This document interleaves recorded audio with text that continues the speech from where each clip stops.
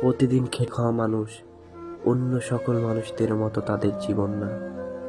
তারাও পারত অন্য সকল মানুষদের মতো জমিদারি হালে চলতে এবং একটু ভালো মন্দ খেয়ে বেঁচে থাকতে।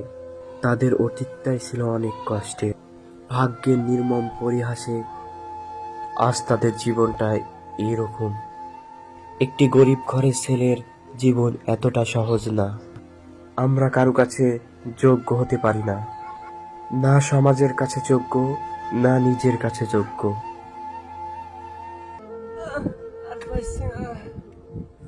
ভাই আমি পাইছি না ভাই। কিরে বসে পড়লি কেন রে? ভাই ভাই আমার দ্বারা সম্ভব না ভাই, আমি আর পাচ্ছি না ভাই। পারবে না বললে হবে? তাহলে সংসার চলবে? এই জমিটা ডাল ডাল পাইতে জমি পেঁয়াজ লাগাতে বরাবর। ভাই আমার এই গরিবের সংসার, কাজ না করলে এক বেলা পেটে মুখে ভাত জুটে না। লেকু ভাই আলটা বরাবর পাক। তাই করছি ভাই, লেকু ভাই। আমাদেরও অনেক ইচ্ছা করে ফ্যামিলিটাকে একটু ভালো অবস্থানে নিয়ে যাব। চল ভাই থাম থাম, চল ভাই যা ছাদ যা বসি আমরা। সকাল থেকে নাস্তা কিছু করা হয়নি, তাও রোদ উঠেছে, প্রচুর বেলা হয়ে গেছে। আমরা ওখানে যাই নাস্তা পানি করে তারপর আবার আসবো। চল।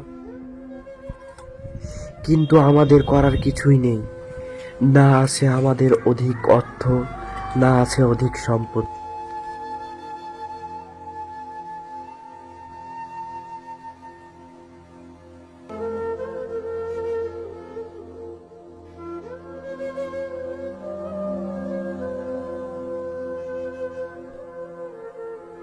এখন ধরো চালের দাম বেশি, এখন আমাদের এই জমিটাই শেষ সম্বল। দেখছি ভাই। এই ফকিন্নির বাচ্চারা, তোর এর আগে বললে জমির দাম মিলে বড় সাহেবের জমি কেন? এটা বড় সাহেবের জায়গা হবে কেন? এটা আমাদের বাপদাদার সম্পত্তি, এটা আমাদের দলিলও আছে।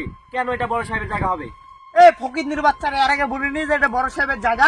বড় সাহেব মানে জমিদার, জমিদার মানে সব জমির মালিক করাই। না এটা বললে হবে না, এটা আমাদের বাপদাদার সম্পত্তি। এটা দখল দিলে বললে হবে না, তো এটা আমরা বাপদাদার সম্পত্তি, আমরা এখানে থাকবো।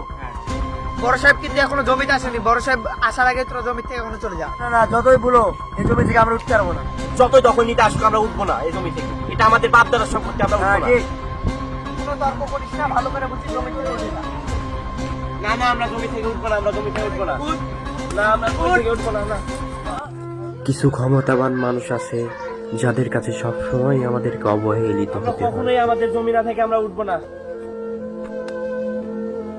ভাইকে মারলি মানে? এই গ্রামটা নাকি ওদের বাপের। এক সময় শাসন করত ইংরেজরা, আর এখন নাকি শাসন করবে তারা।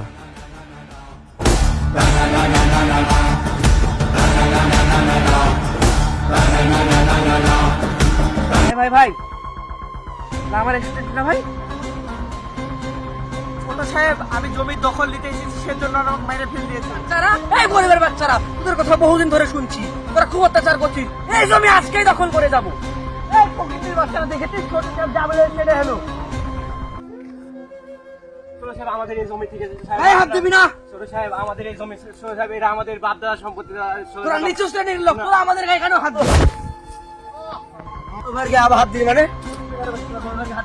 ভাই আপনি থেকে আমার গায়ে হাত দেয় কি করে? আমি তাকে ছোট লোকের বাচ্চা তোর গায়ে হাত দিতে, তুই ওকে এমন মারা মারবি ওর অস্তিত্ব নষ্ট করে দিবি। কসম করে বাচ্চা রে, এই যা।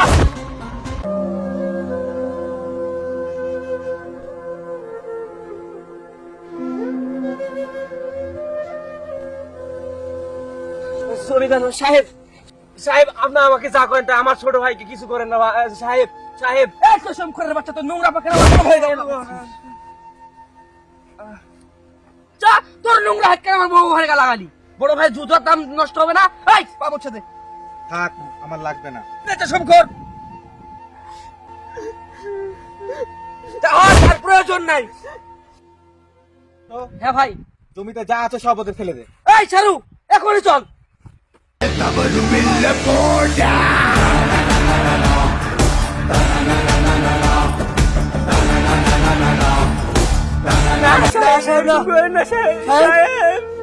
বলে আয় ছোট, আজ থেকে জমির মালিক আমরা।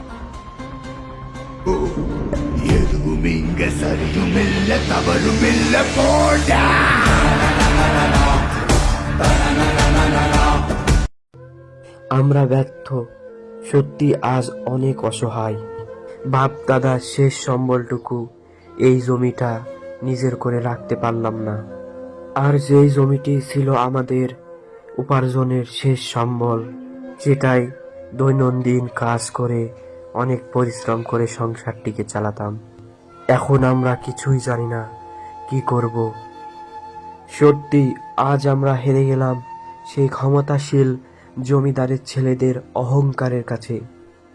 হ্যাঁ, জিতে গেল তাদের ক্ষমতা, জিতে গেল তাদের বড় অহংকার। অবশেষে অসহায় হয়ে পড়লাম আমরা।